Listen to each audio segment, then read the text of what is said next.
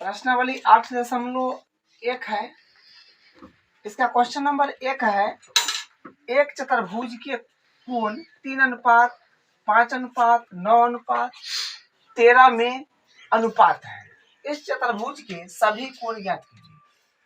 हम एक random figure चतुर्भुज का बना लिए हैं और ये जो है सो क्या है कि जितना इसका कोण जो दिया है ये अनुपात में दे रखा है, यानी अगर ए बी सी डी 4 कोण है तो ये अनुपात में दे रखा है, तो हमको कोण डिग्री में ज्ञात करना है। बोला चतुर्भुज के सभी कोण ज्ञात कीजिए।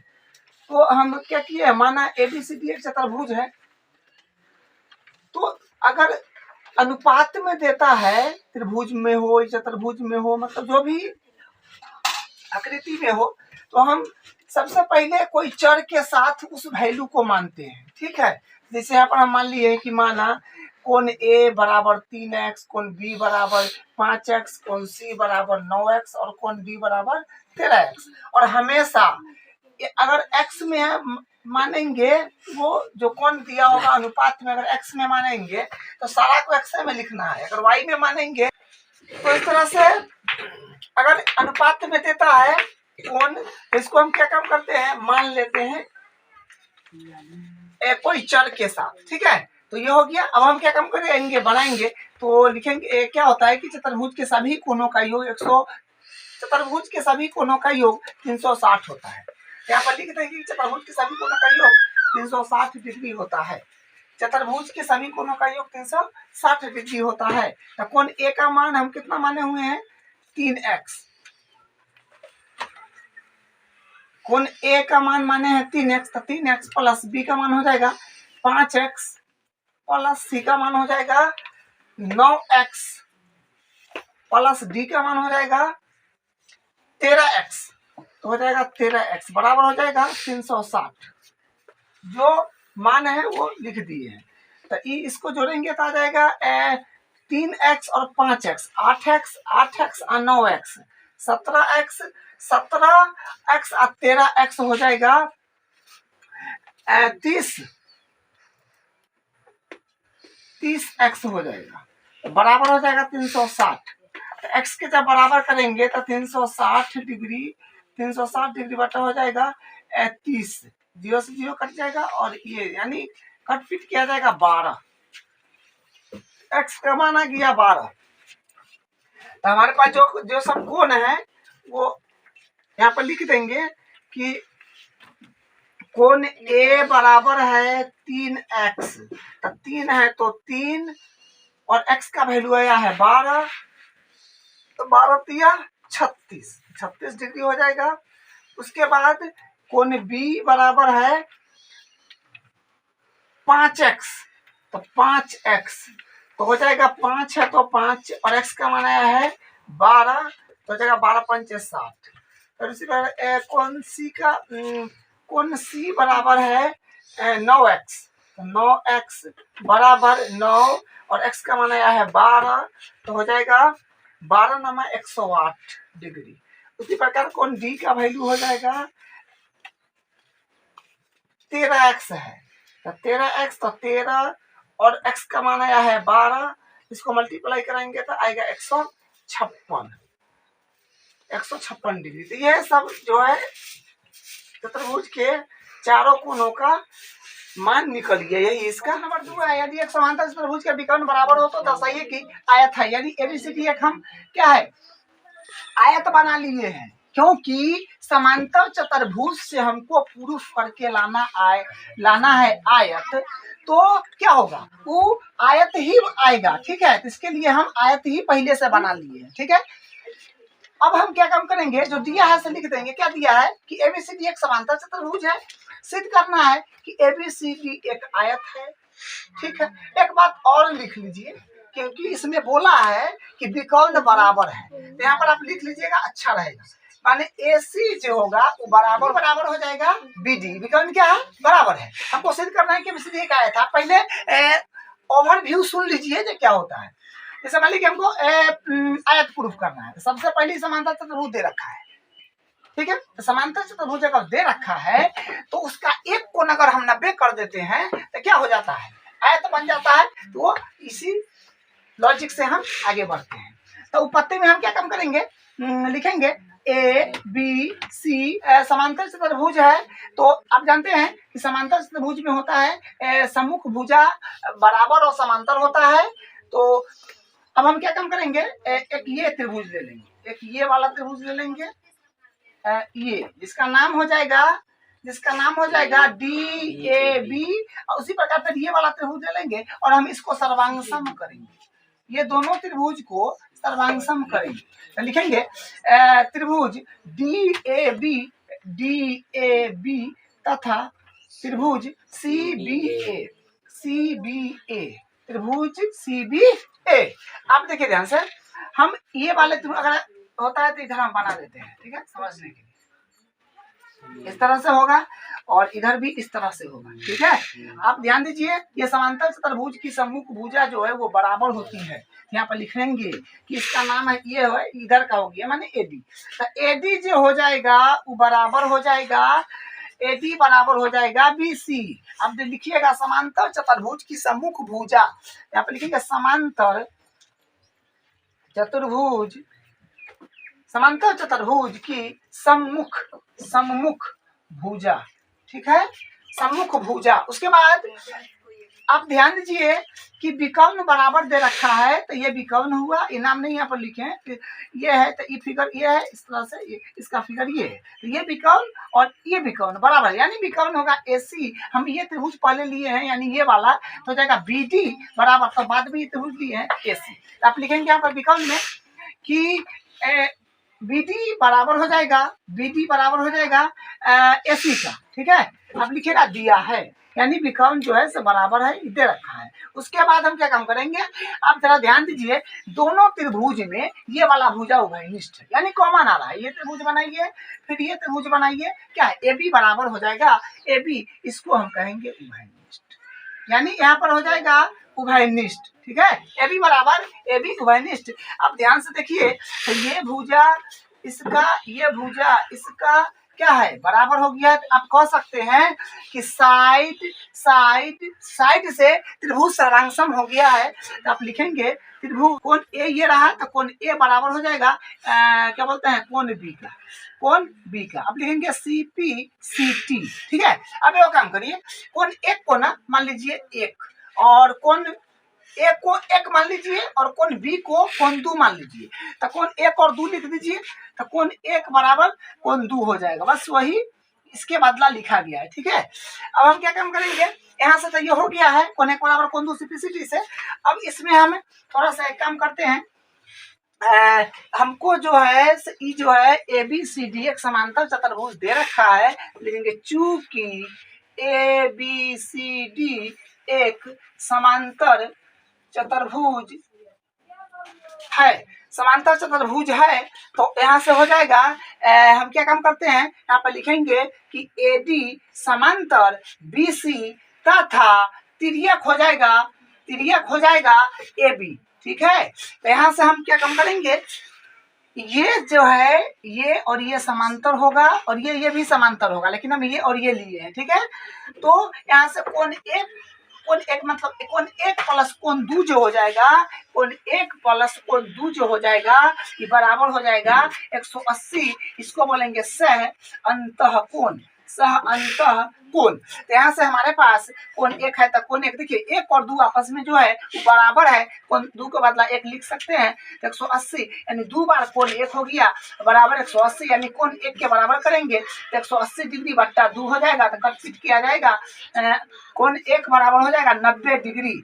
यानी अब आप ध्यान से देखिए, हम क्या काम करेंगे, क्या काम किए हैं कि ABCD एक समांतर चतुर्भुज है और उसका एक कोण हम 90 कर दिए हैं, तो क्या हो गया, ABCD एक आयत हो गया। ये बात को लिखेंगे, इस बात को लिखना होगा, तो इधर जगह का यहाँ पे लिख देते हैं ABCD एक समांतर चतुर्भुज, ABCD एक समांतर चतुर्भुज, कोण 1 बराबर 90 डिग्री, अतः ABCD एक आयत है, एक आयत है, ये इसका प्रूफ 3 है। दर्शाइए कि यदि एक चतुर्भुज के विकर्ण परस्पर समकोण पर समद्विभाजित करे तो वह समचतुर्भुज होगा।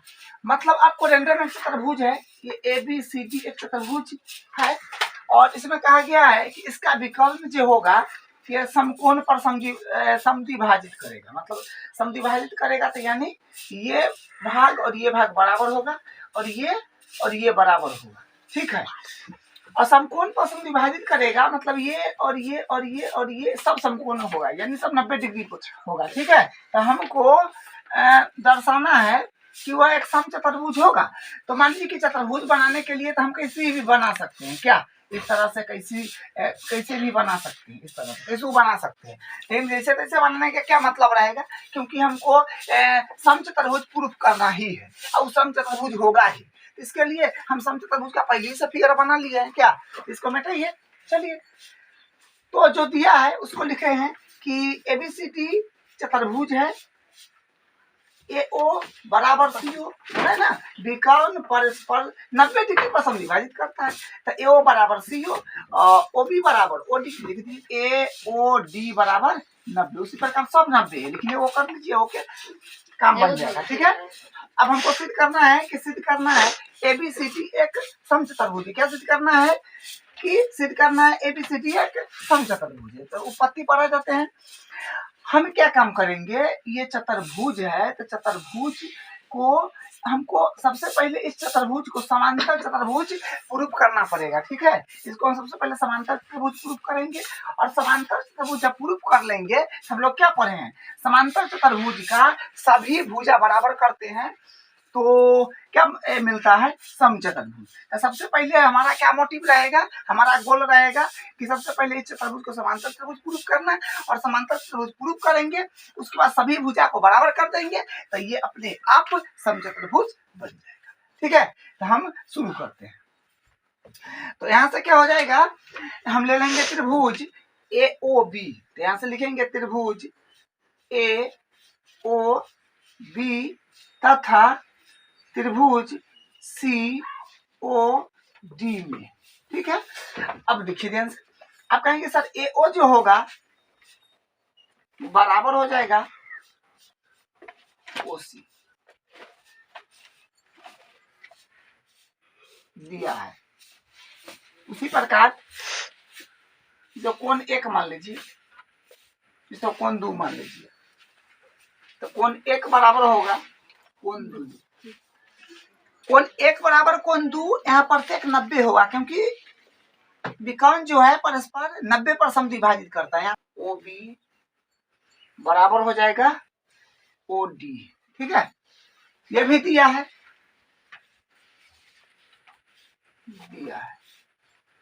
चलिए।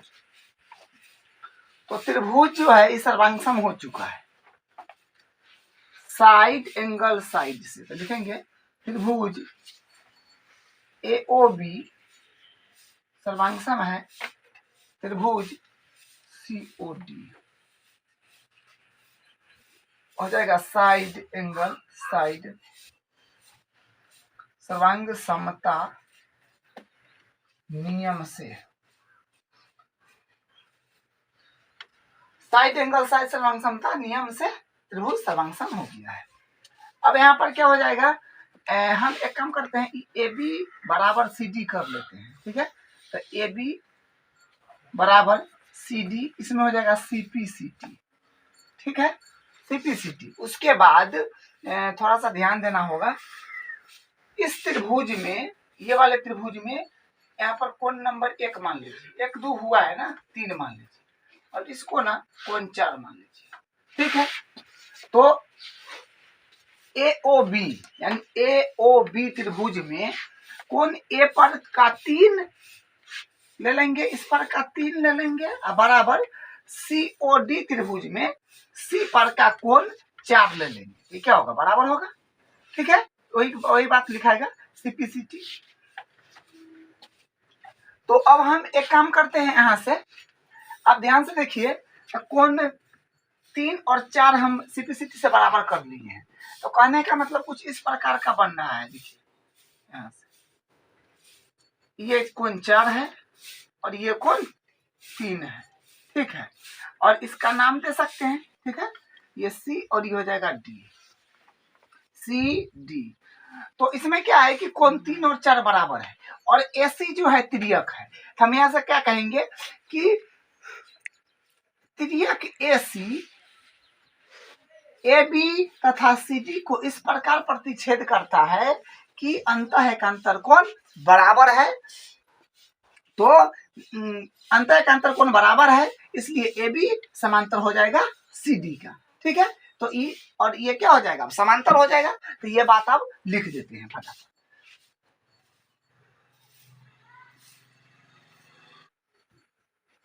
तो लिख दिए कि तिर्यक एसी ए बी तथा सी डी को इस प्रकार प्रतिच्छेद करती है कि कोण 3 बराबर कोण 4 अंतः एकांतर कोण। तो ये अंतः एकांतर कोण हो गया, कैसे कह सकते हैं, अतः ए बी समांतर सी डी। अब हम क्या काम करेंगे, ए बी यानी अब ये चतुर्भुज में आ जाइए, ये और ये हम अभी समांतर कर लिए हैं, ठीक है। और सीपीसीटी से ए बी बराबर सी डी किए हुए हैं, देखिए ए बी बराबर सी डी किए हुए हैं। तो हम क्या कहेंगे, किसी चतुर्भुज का भुजाओं का एक युग्म समांतर हो और बराबर भी हो तो वो क्या होता है, समांतर चतुर्भुज होता है। यहाँ से ये हम चूंकि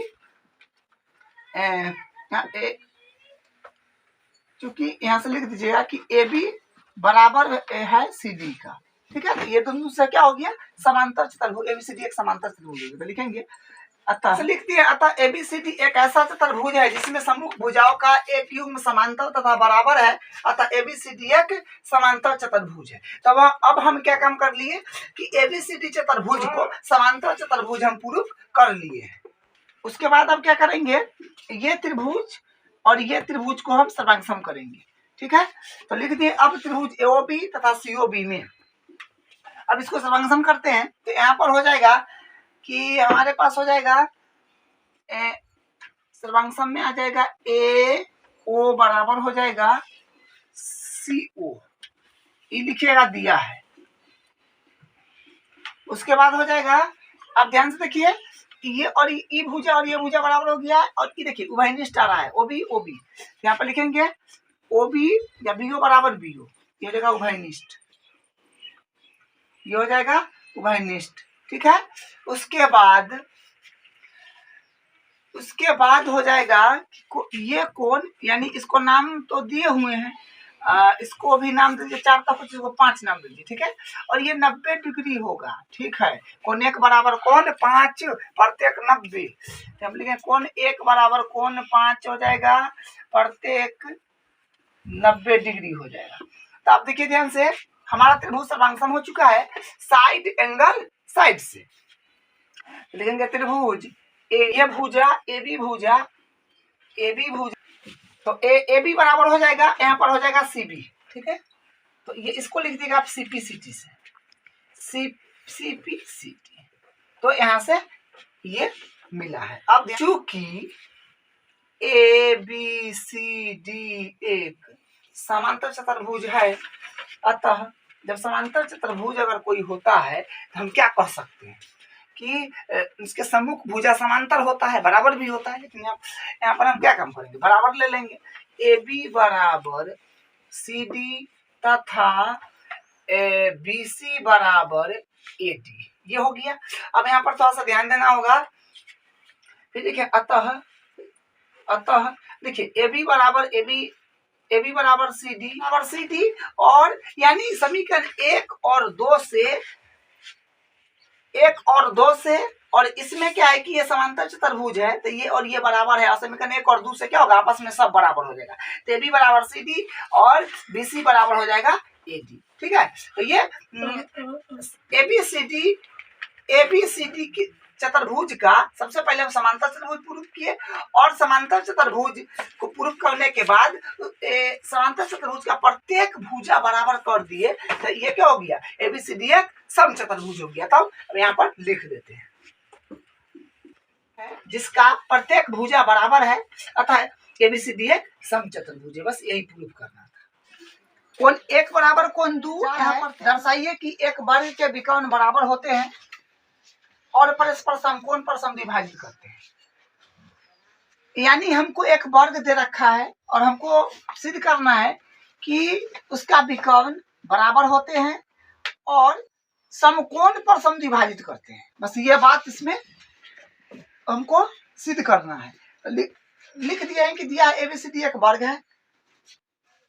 सिद्ध करना है AC बराबर हो जाएगा BD, AC बराबर BD, क्योंकि विकर्ण बराबर सिद्ध करना है, तथा AO बराबर CO, OB बराबर OD विकर्ण परस्पर समकोण पर समद्विभाजित करते हैं। AO बराबर OC और OB बराबर OD समद्विभाजित करता है लेकिन समकोण पर करता है, ये हमको सिद्ध करना है। हम एक कोण ले लिए हैं AOD, 90 कर देंगे तो उससे सारा उसी तरह से हो जाएगा। ठीक है, तो ये इतना हमको सिद्ध करना है। अब उपपत्ति में आ जाएंगे, तो उपपत्ति में क्या काम करेंगे, लिखेंगे कि ABCD एक वर्ग है, क्योंकि ये दे रखा है ABCD वर्ग है, तो यहाँ से हम लिख सकते हैं कि AB बराबर CD, AB बराबर होगा CD और AB समांतर होगा CD।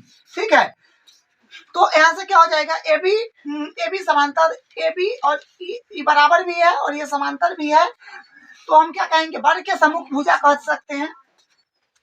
और AB समांतर CD के हिसाब से क्या हो जाएगा कि कोण एक और कोण दो जो होगा ये बराबर हो जाएगा एकांतर कोण। ठीक है, एकांतर कोण एक और कोण दो बराबर होगा जो एकांतर कोण हो जाएगा, और उस तरह से ये कोण 3 और कोण 4 जो होगा ये भी बराबर हो जाएगा अंत एकांतर कोण से। तो वही बात लिखा गया है कि कोण AB समांतर CD, AB समांतर CD का तिर्यक हो जाएगा अभी AC, तो कोण एक और कोण दो बराबर हो जाएगा, इसको बोलेंगे अंत एकांतर। इसी प्रकार AB समांतर CD और तिर्यक हो जाएगा अब BD, तो कोण 3 बराबर कोण 4 हो जाएगा जो हो जाएगा अंत एकांतर कोण। अब हम क्या काम करेंगे, इसमें त्रिभुज ले लेंगे AOB और COD, जो हमको प्रूफ करना है वो ये और ये त्रिभुज लेंगे, तो यहाँ से CPCT से ये और ये और ये और ये क्या होगा, बराबर आ जाएगा। तो हम ये त्रिभुज ले लिए हैं, इसमें हम लिखेंगे कोण एक बराबर हो जाएगा, कोण एक बराबर हो जाए दो है ना, पहले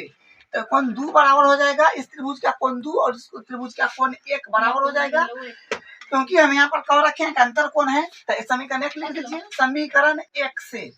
उसी प्रकार यहाँ पर फिर क्या हो जाएगा, अब AB जो होगा भुजा बराबर हो जाएगा। ठीक है, AB बराबर CD। ठीक है, यहाँ पर एक वर्ग है कारण में, अब यहाँ कोण 3 और कोण 4 बराबर हो जाएगा, कोण 3 बराबर हो जाएगा कोण 4, तो यहाँ पर हम लिख देंगे समीकरण 2 से। ठीक है, समीकरण 2 से, तो हमारा त्रिभुज जो है सर्वांगसम हो गया है एंगल साइड एंगल से। तो लिखेंगे त्रिभुज एंगल साइड एंगल सर्वांगसम का नियम से। तो यहाँ से हम क्या कर लेंगे, CPCT से AO बराबर कर लेंगे, AO बराबर कर लेंगे CO, और इसी प्रकार BO बराबर कर लेंगे OB कहिए चाहे BO कहिए और OD के। ठीक है, ये हो जाएगा आपका CP, ये हो जाएगा CPCT से। इसको आप समीकरण 3 नाम दे दीजिए। ठीक है, और हमको जो विकर्ण परस्पर समद्विभाजित करता है वो आया है 90, अभी नहीं आया है, तो 90 प्रूफ वो भी अगला स्टेप में कर लेंगे। अब हमको क्या काम करना है, यहाँ तक तो हो गया है। अब हम ये त्रिभुज एक बार ले लेंगे और एक बार ये त्रिभुज ले लेंगे। ठीक है, तो लिखेंगे अब त्रिभुज ADB ले लेंगे, ADB ले लेंगे और एक ले लेंगे CDAC। ठीक है, तथा DAC। अब ये दोनों त्रिभुज को ये वाले त्रिभुज और ये वाले त्रिभुज को सर्वांगसम करते हैं। यहाँ पर देखिए ध्यान से, इसका एक इसमें से जो है जो त्रिभुज दिए उसका अलग निकाल करके रख दिए हैं ताकि समझने में दिक्कत नहीं हो। यहाँ पर देखिए, आप यहाँ पर लिख सकते हैं कि AD जो हो जाएगा, AD जो होगा वो बराबर हो जाएगा AD का, आप लिखेंगे उभयनिष्ठ। ठीक है, यहाँ पर हो जाएगा उभयनिष्ठ, क्योंकि AD जो है ये दोनों त्रिभुज में आ रहा है। ठीक है, इस वाले में भी और इस वाले में, या फिर इसका अलग बना दिए, अलग अलग करके देखिए AD बराबर AD हो जाएगा। उसके बाद आप लिखेंगे कोण A बराबर हो जाएगा, कोण A बराबर हो जाएगा आपका कोण D। ठीक है, कोण A बराबर हो जाएगा कोण D। इसे वर्ग का प्रत्येक कोण 90 डिग्री का होता है। अब यहाँ से देखिए, उसके बाद हमारे पास आ जाएगा ए बी बराबर हो जाएगा, ए बी बराबर हो जाएगा सी डी, लिखिएगा वर्ग के चारों भुजाएं बराबर होते हैं। यहाँ पे वर्ग के हो जाएगा ए बी बराबर सी डी, वर्ग के चारों भुजाएं बराबर होते हैं। अब हम त्रिभुज को सर्वांग कर चुके हैं, हो जाएगा साइड एंगल साइड से, ठीक है। A D B, A D B D C A का आप लिखेंगे साइड एंगल साइड, ऐसे कर लेंगे। इस वाले त्रिभुज में हमारे पास हो जाएगा बी बराबर कर लेंगे, और इस वाले त्रिभुज में कर लेंगे ए सी ए, ठीक है। ये हो जाएगा सीपी सीटी से। तो हम वर्ग का त्रिकोण भी सीपी सीटी से बराबर कर लिए हैं। बी डी बराबर डीबी बराबर सी ए, डीबी बराबर सी ए, डीबी बराबर सी ए। तो ये वाला भी प्रूफ हो चुका है। अब हमको 90 बोला है कि प्रत्येक